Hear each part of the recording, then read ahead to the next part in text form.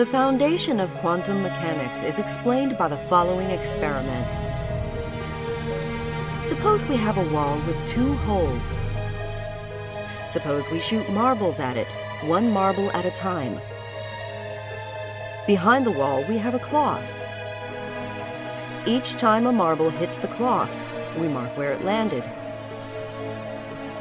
As marbles hit the cloth in the same spot more than once, we mark the red mark darker.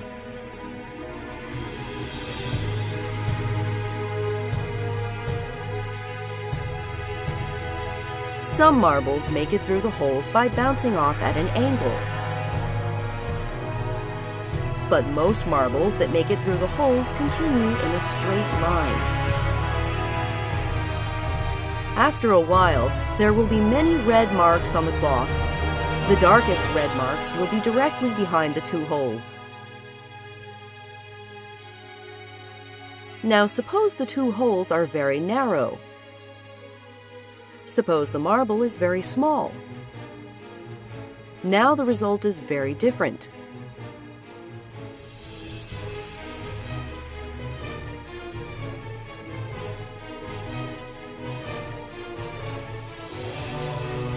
A striped pattern is produced. The marbles never hit the cloth in the areas between the stripes. All particles in the universe produce this striped pattern, provided that both they and the holes are small enough. No matter how many times we repeat this experiment, and no matter what type of object we use to replace the marbles, the result is always the same. Only one known phenomena can explain this result. Waves. When a wave passes through a hole, it spreads out on the other side.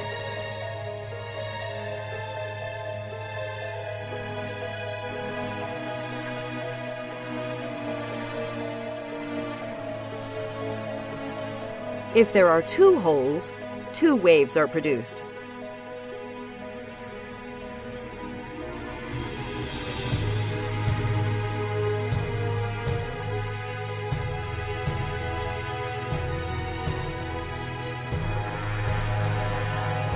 When you have 2 waves, they interact with one another.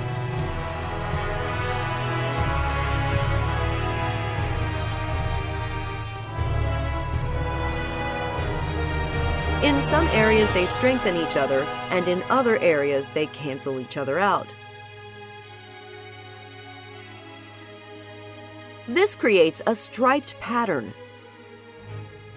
This is the exact same pattern that we saw before. This means that all objects really behave like waves.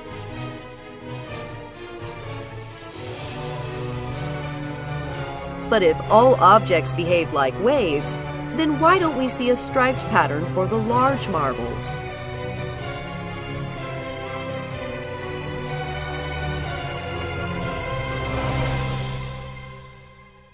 Large objects have much more energy than small objects. Waves have more energy by having a higher frequency.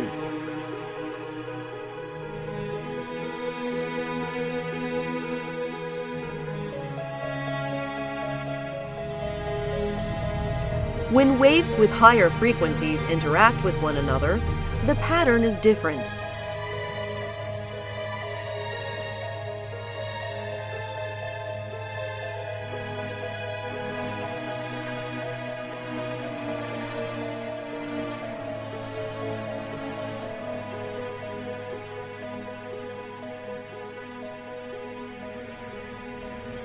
Large objects have more energy, and they therefore behave like high-frequency waves.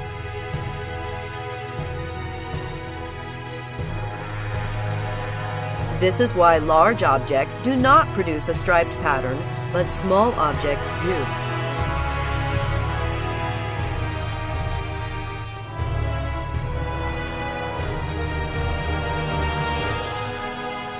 But there's still a problem. For a wave to produce a striped pattern, each wave must simultaneously pass through both holes, so that there will be two new waves that interact with one another.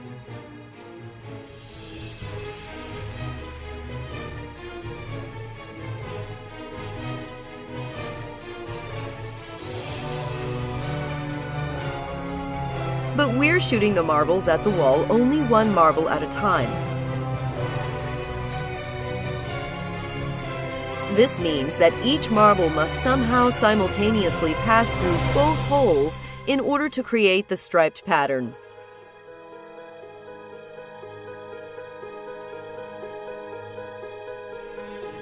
Let's see if this is what actually happens by blocking one of the holes. The striped pattern disappears.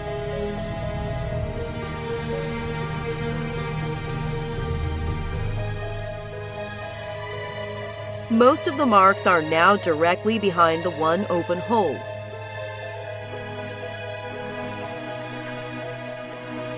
Now let's block the other hole instead.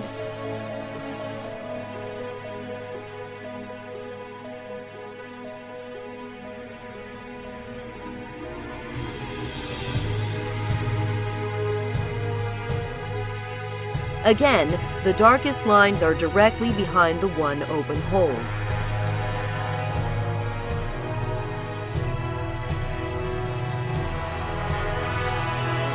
But if we unblock both holes, the striped pattern returns.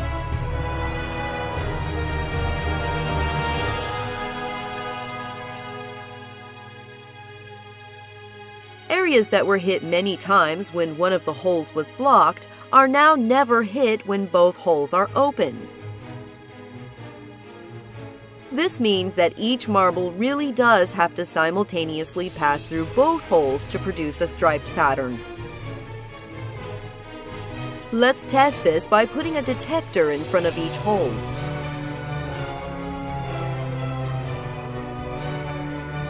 We should expect that both detectors will simultaneously indicate that the marble passes through it.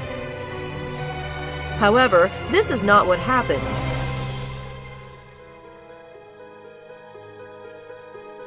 Each marble only passes through one detector or the other, but never both.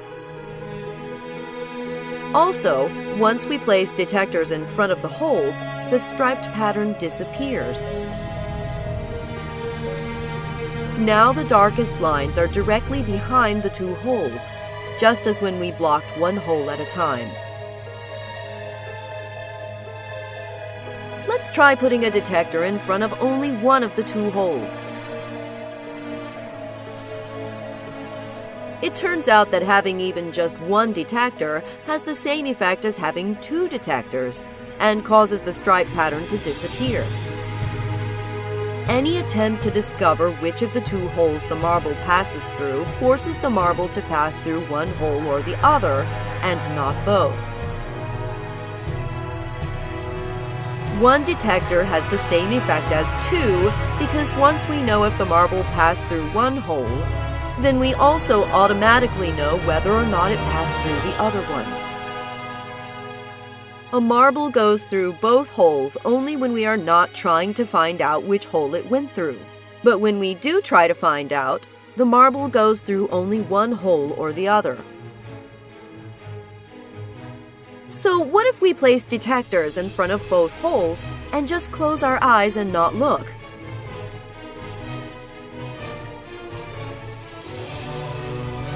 We don't know for sure what is happening when we are not looking, but we do know what the mathematics describing the waves tells us. When waves pass through a detector, the waves are altered so that they can no longer interact with one another.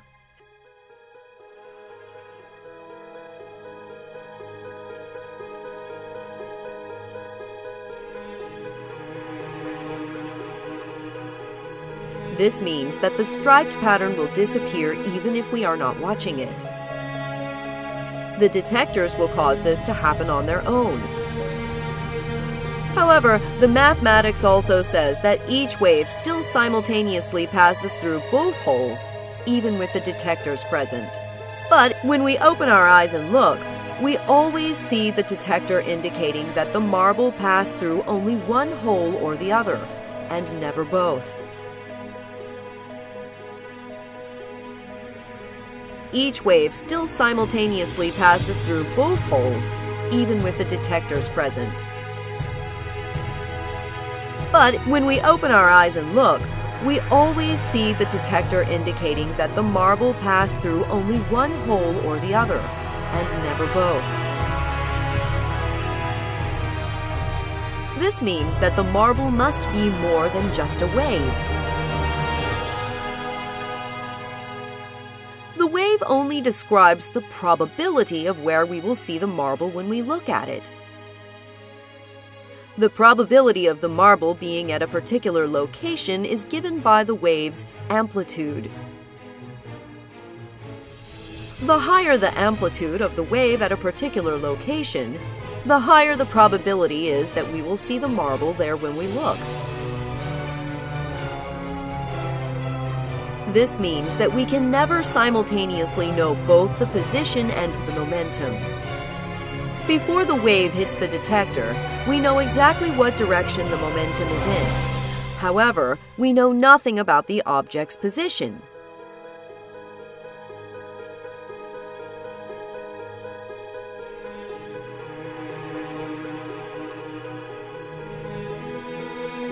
Immediately after we see the marble hit the detector, we know exactly where its position is, but now we know nothing about the direction of the momentum. Not only are we not able to simultaneously measure the position and momentum of an object, the object does not even have a specific position or momentum until we observe it.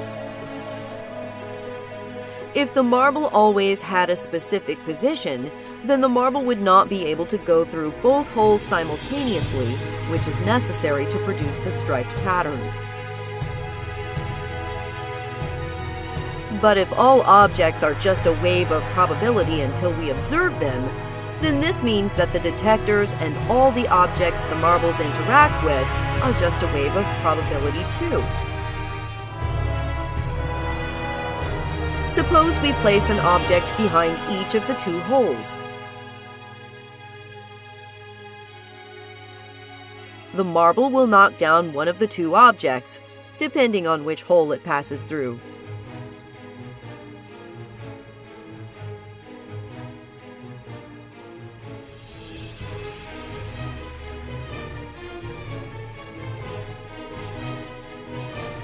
If we close our eyes and don't look, then the wave of probability passes through both holes, and each object being knocked down also becomes a wave of probability.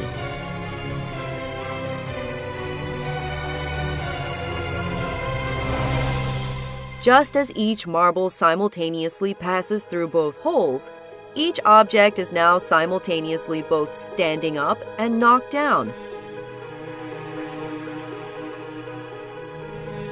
No matter how long we wait after the marbles have hit the objects, each object will continue to have a probability of still being in the standing position.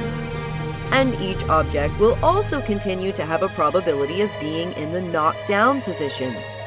According to the mathematics describing the probability waves, neither outcome is certain. It's only when we open our eyes and look that we see only one outcome or the other.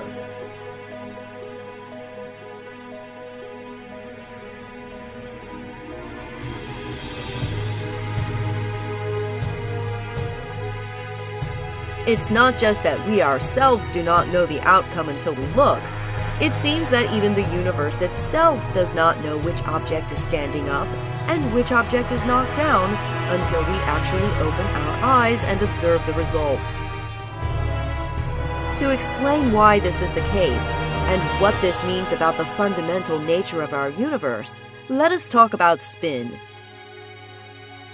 The direction of the spin of a particle can be described by an imaginary arrow. Particles spinning in opposite directions will have their arrows pointing in opposite directions.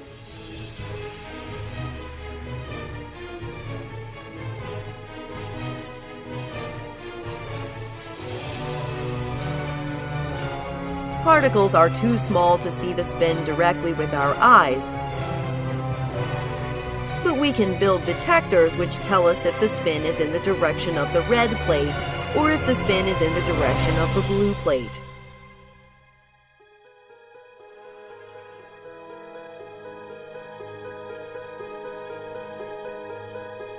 Suppose we think that we already know the spin of a particle ahead of time, because we have measured it previously and we line up the detector with this direction.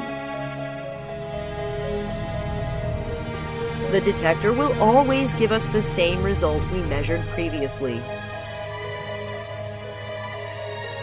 But if the spin we measured previously is not in the same direction as the detector, then the act of measuring the spin ends up changing it.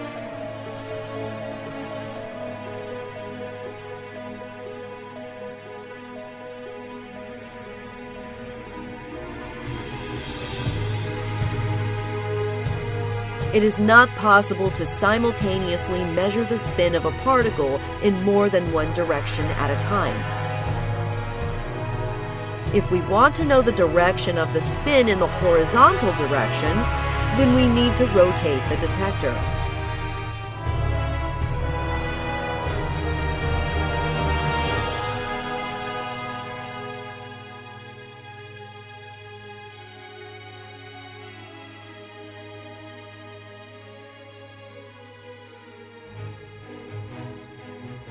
But why does this mean that the universe does not know what an object is doing until we observe it?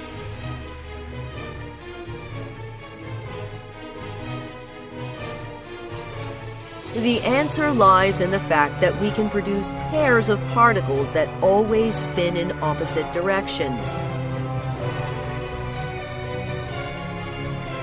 If the two detectors are aligned in the same direction, then when the spin of one particle is measured to be towards the red plate, the spin of its partner is always measured to be towards the blue plate.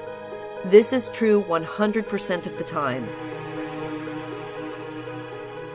This is still true the vast majority of the time, even if we offset the detectors by 45 degrees. We know this based on experiment. If we offset the detectors by 45 degrees, then when the spin of one particle is towards the red plate, the spin of its partner will be towards the blue plate, the vast majority of the time.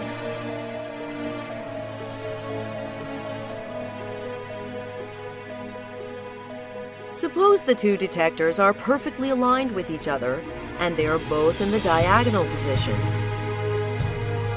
Does the universe know ahead of time that the first particle will be measured to be towards the red plate, and that the spin of the second particle will therefore be towards the blue plate?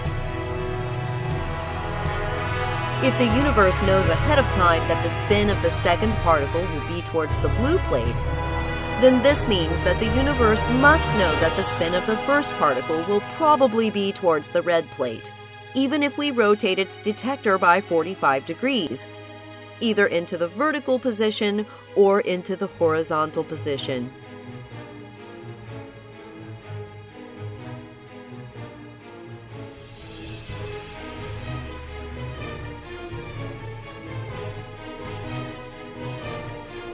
Therefore, if the universe knows the results in the diagonal observation ahead of time, then the universe would also know that if one detector will be rotated into the vertical position and the other detector will be rotated into the horizontal position, the two particles will still probably be spinning in opposite directions. But when we actually do the experiment, this isn't what happens. When the two detectors are offset by 90 degrees, there is no correlation between the measured spins of the two particles. When the two detectors are offset by 90 degrees, the spins of two particles are just as likely to read in the same direction as they are to read in opposite directions. Therefore, if we start out by assuming that the universe knows ahead of time what the measurements will be, this leads to a contradiction. Assuming that the universe knows the answers ahead of time implies that most of the time, the measured vertical spin of one particle must be in the opposite direction of the measured horizontal spin of the second particle. But we know that this is not the case. The apparent implication is that the universe cannot know ahead of time what the measurement of the spin will be, and the universe makes up its mind only when the spin is actually observed. The apparent implication is also that when the spin of one particle is measured, it sends an instantaneous message to its partner to spin in the opposite direction. If each particle makes up its mind about what direction it's spinning only when it's observed, then we need this instantaneous message from one particle to the other in order to guarantee that the two particles will always decide to spin in opposite directions when the detectors are aligned.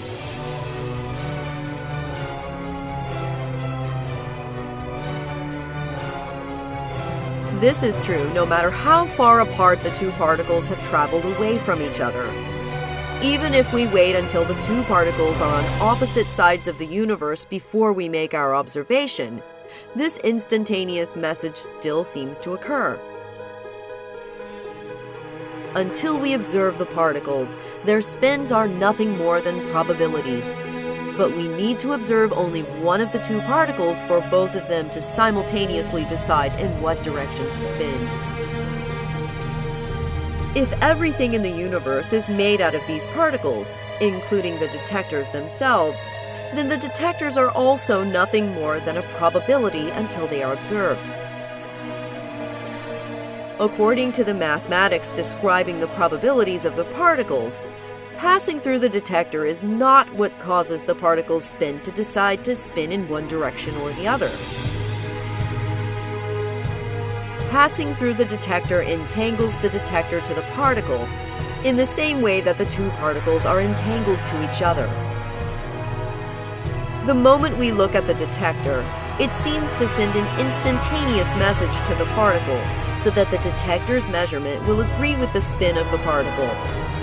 This is the same way in which the two particles seem to send instantaneous messages to each other.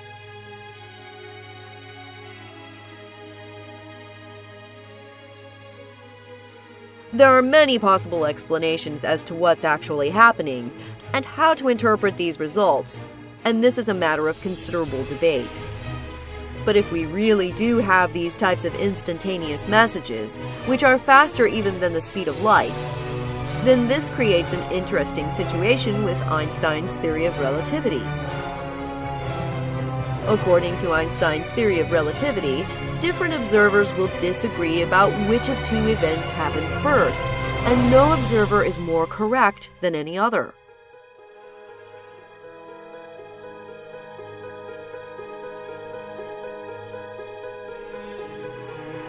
From one observer's point of view, the right particle was observed first and caused the left particle to change its spin.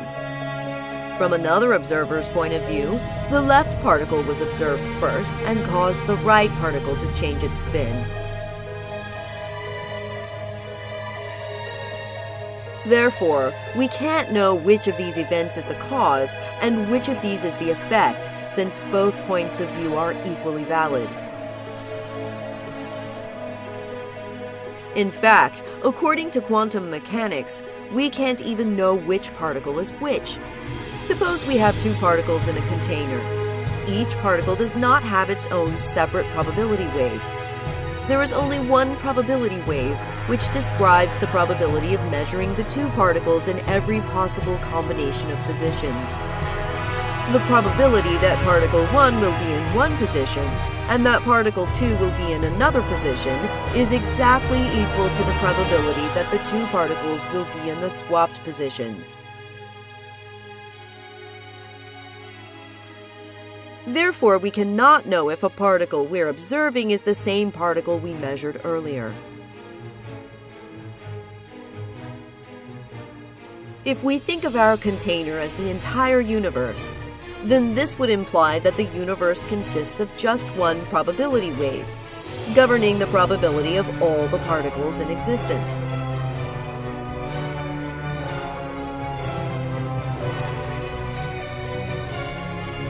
But if we ourselves are made out of these exact same particles, then why is the act of us observing something so fundamentally different from everything else in the universe? This is one of the greatest unsolved scientific and philosophical mysteries of all time.